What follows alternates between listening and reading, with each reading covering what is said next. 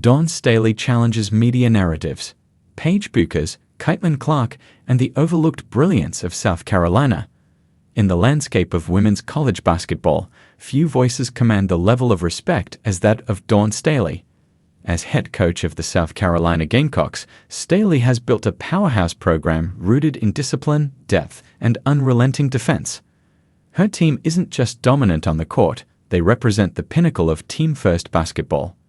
But ahead of the 2025 NCAA Women's Championship, as media hype swelled around individual stars like Paige Bueckers of UConn and Clark of Iowa, Staley had a message. And it was both pointed and powerful. "We've got really good basketball players on our team. They just don't get the same type of narrative." The narrative problem. Staley's comments weren't made in a vacuum. The 2025 Final Four was drenched in star power. The rematch of Clark versus Bueckers electrified the basketball world and drew headlines across every major sports network. Clark, the record-breaking scorer and human highlight reel. Bueckers, the silky smooth UConn guard returning from injury and looking to reclaim her throne. But in that storm of attention, South Carolina's undefeated season, their No.1 ranking, and their jaw-dropping run to the title game were treated almost like a subplot. For Staley, that wasn't just frustrating, it was telling. "Narratives shape public perception," she told reporters. "And when the spotlight is constantly put on certain players, others, deserving players, are left in the shadows. Respect the team, not just the stars." South Carolina entered the 2025 title game without a single player averaging over 15 points per game. Their success came from a suffocating defense, crisp ball movement, and a bench that went 10 deep. Players like Kamilla Cardoso, Te-Hina Paopao, and Raven Johnson had been instrumental all season, but didn't dominate headlines like Clark or Bueckers.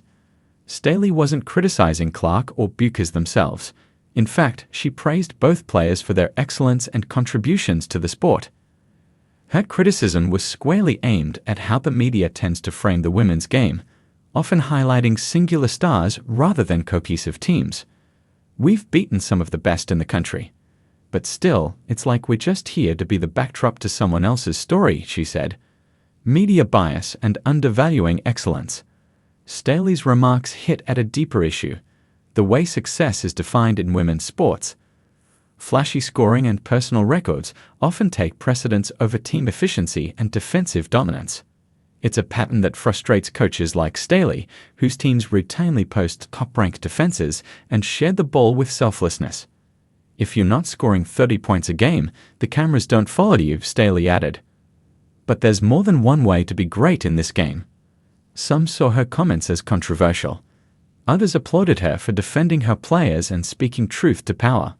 In a sport that's finally getting mainstream attention, Staley wants to ensure that attention is equitable. A message to her players and the world. Make no mistake, Staley's message wasn't just for the press, it was also for her team. By calling out the imbalance in coverage, she was publicly affirming the greatness of her players. In a world where external validation matters, especially for young athletes trying to build their brands, Staley wanted her team to know, "You matter. You're a light. You deserve to be here." And for fans who may only tune in to see the next viral highlight or Twitter-breaking three-pointer, she wanted to remind them, greatness comes in many forms. Why this moment matters. The visibility of women's college basketball is at an all-time high. The 2024 NCAA Championship featuring Clark and South Carolina drew nearly 19 million viewers, a record for both women's and men's college basketball games on ESPN. With numbers like that, the way the game is presented to the